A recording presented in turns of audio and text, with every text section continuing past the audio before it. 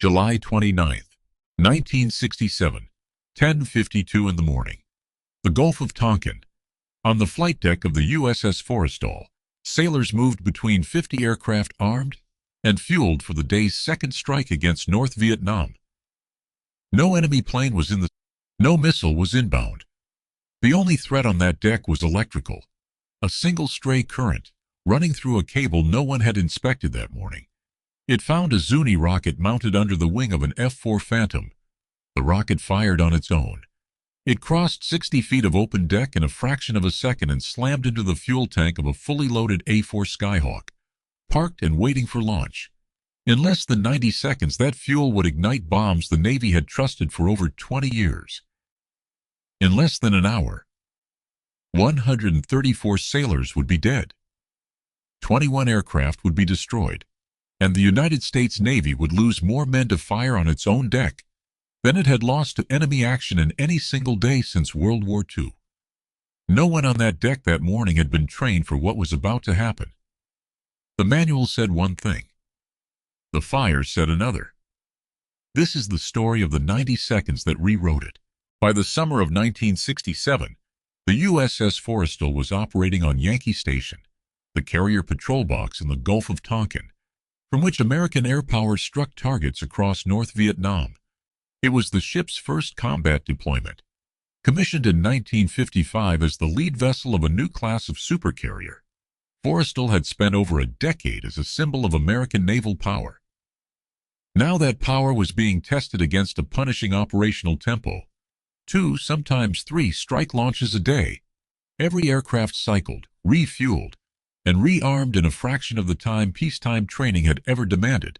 Speed was the priority. Ordnance crews worked flight decks packed wingtip to wingtip with aircraft, moving bombs and rockets between aircraft that were, at the same moment, being fueled for launch.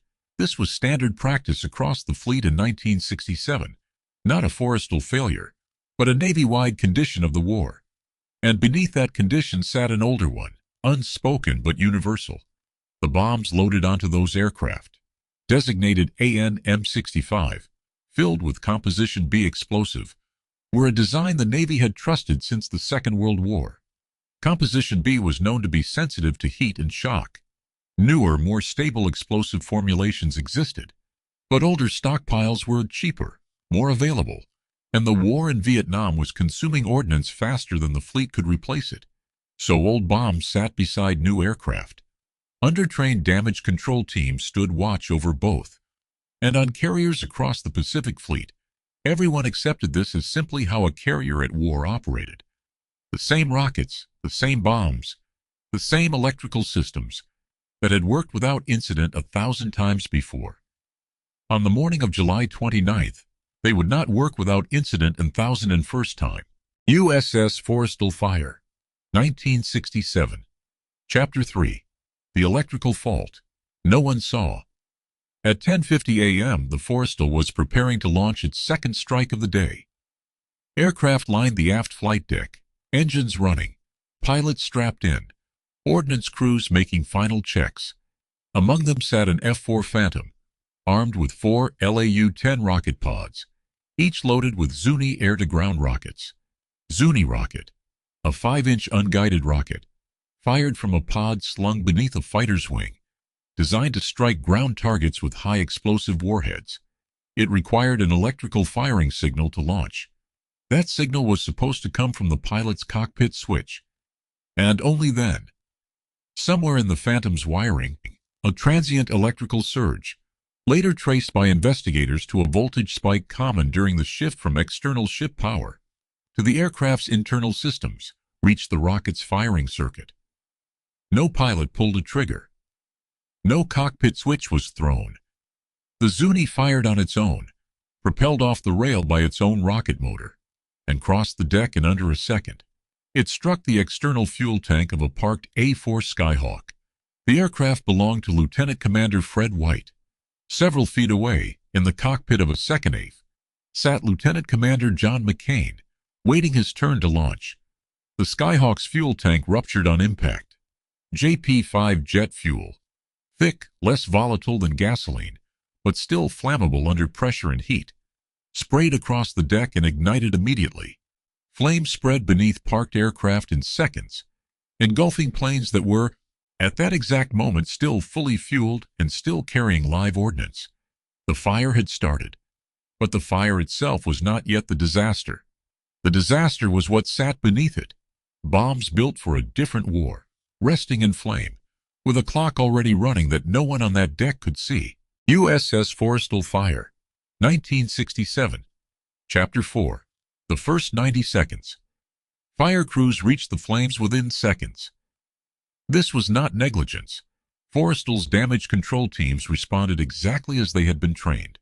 2 enlisted firefighters, Chief Gerald Ferrier among them, moved in immediately with a single PKP fire extinguisher, trying to knock down the flames before they could spread to the bombs now sitting exposed in the burning fuel. Chief Ferrier had seconds to make a decision no manual had prepared him for. The old AN-M65 bombs on the deck were already scorched by fire. Standard procedure called for cooling exposed ordnance with seawater to prevent detonation, a doctrine built on the assumption that these bombs, like most naval ordnance, could absorb significant heat before their explosive filler reached a critical point. That assumption was wrong. Composition B, the explosive packed inside the AN-M65, had a far lower tolerance for direct flame than the newer explosive formulations already replacing it in parts of the fleet. Where a modern insensitive munition might have taken 10 minutes or more to cook off under similar heat, Composition B needed only a fraction of that time. Ferrier and his men did not know this. Almost no one in the fleet did. The intelligence had never been pushed down to the flight deck. At approximately 10:52 a.m., roughly 90 seconds after the Zuni struck, the first bomb detonated. The blast killed Ferrier and most of the firefighting team around him instantly. It tore through the flight deck itself, opening a hole into the compartments below, and hurled shrapnel across rows of parked, fueled, armed aircraft. The men the Navy had trained to be first on scene, the men whose entire purpose was to stop exactly this kind of fire before it grew. They were gone in the first blast, along with the only hose team actively fighting the flame. What had been a fire was now something else. 90 seconds. One misjudged bomb, and the initial line of defense the Navy had built for this exact scenario no longer existed. USS Forrestal Fire, 1967. Chapter 5. The Chain Reaction. With the first hose team dead and the fire now burning unchecked, the flames spread from aircraft to aircraft across the aft flight deck, faster than any remaining crew could contain. Each parked plane was its own hazard. Full fuel tanks, mounted rockets, bombs slung beneath wings, all sitting in a line, all now inside a spreading wall of burning jet fuel. The second bomb detonated within a minute of the first. Then a third. Each explosion tore new holes through the flight deck's armored plating, and burning fuel poured through those holes into the compartments below. Berthing spaces, ready rooms, machinery spaces never designed to contain fire from above. Sailors below decks, many resting between shifts, had no warning before flame and burning jet fuel dropped into their compartments from the deck overhead. Within 5 minutes, at least 8 major explosions had ripped through the aft flight deck. Investigators would later count considerably more, though the exact number was difficult to reconstruct from the wreckage. The blasts did not just destroy aircraft, they destroyed the deck itself, cratering steel that was supposed to be among the most hardened surfaces on the ship. 21 aircraft were destroyed out of time. Dozens more were damaged. The financial cost of the disaster would later be calculated at more than $72 million. In 1967 terms, one of the most expensive single-day losses in Navy history, and that figure did not include the cost in lives. Below decks, damage control teams fought 2 disasters at once, fire spreading through compartments never built to withstand it, and flooding from the seawater being poured onto the deck above to fight that same fire. Water that had nowhere to go but down, into spaces already thick with smoke. Men worked in near-zero visibility, unsure whether the compartment ahead of them held survivors. Flame, or several feet of rising water. The fire did not fully die down for nearly 13 hours. Secondary fires. fed by fuel that had pooled in compartments below the flight deck, continued to flare for a day after that. By the time it was over, the flight deck of one of the United States Navy's most powerful warships looked less like a warship and more like a battlefield that had been shelled from above, steel peeled back, compartments gutted, the scars of explosion after explosion stamped across nearly 200 feet of deck. One electrical fault. One rocket. 90 seconds to the first bomb. 13 hours to put it all out. The United States Navy had not lost a ship to combat that day. It had lost 134 men and the flight deck of a supercarrier. To a war it did not know it was fighting. A war against its own outdated ordnance and its own unpreparedness for what that ordnance could do. USS Forrestal Fire, 1967. Chapter 6. The Men Who Stayed. There was no single hero who stopped the Forrestal Fire. There were hundreds of men who simply did not leave. Most of the crew fighting the blaze that day were young, many not yet 20 years old, several months into their first deployment with no combat experience, and, in many cases, only basic firefighting instruction behind them. The Navy's damage control doctrine assumed trained hose teams, led by chiefs like Ferrier, would handle the critical first minutes of any flight deck fire. That assumption had died with Ferrier in the first explosion. What replaced it was improvisation. Sailors with no formal firefighting role grabbing hoses, forming bucket lines, and moving toward the fire because the alternative was letting it spread to the rest of the ship. Storekeepers, cooks, mechanics, men whose jobs had nothing to do with firefighting, found themselves hauling hose lines across a deck littered with unexploded ordnance, not knowing which bombs nearby were stable and which were seconds from detonating. Some were killed by blasts they never saw coming, standing where a chief's briefing might have told them not to stand, if there had been time for a briefing at all. Below decks, other sailors worked through smoke thick enough to blind them, searching compartments for injured men while seawater from the firefighting effort above rose around their boots. Communication between the flight deck and the compartments below broke down early in the chaos, meaning many of these men worked without knowing whether reinforcements were coming or whether the space they were standing in was about to flood or burn. Among the pilots waiting to launch that morning was Lieutenant Commander John McCain, seated in the cockpit of an A-4 Skyhawk parked near the blast. When the fire reached his aircraft, McCain climbed out through the nose of the plane, dropped onto the flight deck, and moved through burning fuel to reach safety, narrowly escaping the first wave of explosions that killed the men only yards away from him. He would later fly a second combat tour before being shot down and held as a prisoner of war in North Vietnam. But on July 29, 1967, he was one name among hundreds of young men who simply survived what many others did not, through timing as much as anything else. What the record shows again and again is not a single act of extraordinary heroism, but a pattern. Sailors with no training for this specific catastrophe choosing to stay on the burning deck rather than retreat from it. The Navy would later credit this collective response, imperfect and improvised as it was, with preventing a disaster far larger than the one that occurred. But it would also conclude plainly that courage had been asked to substitute for preparation that should have already existed. USS Forrestal Fire, 1967. Chapter 7. The Cost in Men. When the fire was finally extinguished, the United States Navy counted its dead. 134 sailors. Another 161 were wounded.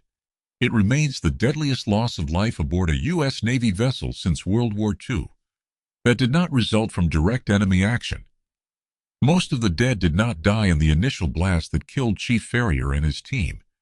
They died in the minutes and hours that followed, from secondary explosions that continued to rip through the ship as more bombs and rockets cooked off in the heat, from the smoke inhalation in compartments that filled faster than men could evacuate them, and from burns sustained fighting a fire that many had no training to face. A number of the dead were found in berthing compartments directly beneath the flight deck, killed not by the initial blast above them, but by burning fuel that poured down through the holes the explosions had opened in the deck. Investigators later noted that some fatalities might have been prevented with better personal firefighting equipment. Many sailors on deck that day wore standard work uniforms rather than fire-resistant gear. since flash fires of this scale had not been anticipated as a routine risk during flight operations. Flame-resistant clothing existed elsewhere in the fleet, but it had not been made standard issue for flight deck crews at the time. The financial toll, more than $72 million in destroyed aircraft and damaged ship structures, was significant, but the Navy's own after-action reporting made clear that the number that mattered most was 134. It was a figure that would not be treated as a wartime casualty statistic, filed alongside combat losses, but investigated as something closer to an institutional failure, a disaster the service concluded it should have prevented, and one that demanded the fleet learn exactly why it hadn't. That investigation began within days. USS Forrestal Fire, 1967. Chapter 8. The Investigation and the Question. No one had asked.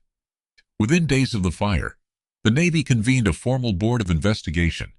Its task was not simply to determine what had happened, the sequence of the electrical fault, the rocket strike. The chain of explosions was established relatively quickly. Its harder task was to determine why a modern American aircraft carrier, operating in a declared combat zone, had been so unprepared for a fire of this scale and speed. The investigation's findings were uncomfortable for the Navy in ways that went beyond the Forrestal itself. Composition B, the explosive filler in the AN-M65 bombs that detonated that morning, was found to be significantly more heat-sensitive than the newer, more stable explosive formulations already available and already in limited use elsewhere in the fleet. The board noted that this vulnerability had been known, in general terms, within ordnance engineering circles before the disaster. It had simply never been translated into training that reached sailors like Chief Farrier, the men actually standing over a burning bomb, deciding in real time whether to cool it with water or get their team clear. The investigation also examined the flight deck's damage control training more broadly, and the conclusions were blunt. Existing firefighting doctrine had been built around smaller, more contained shipboard fires, not a mass casualty event involving multiple simultaneous ordnance detonations across an open deck packed with fueled aircraft. Chief Farrier's team, and the improvised bucket brigade response that followed their deaths, had done everything the Navy had trained them to do.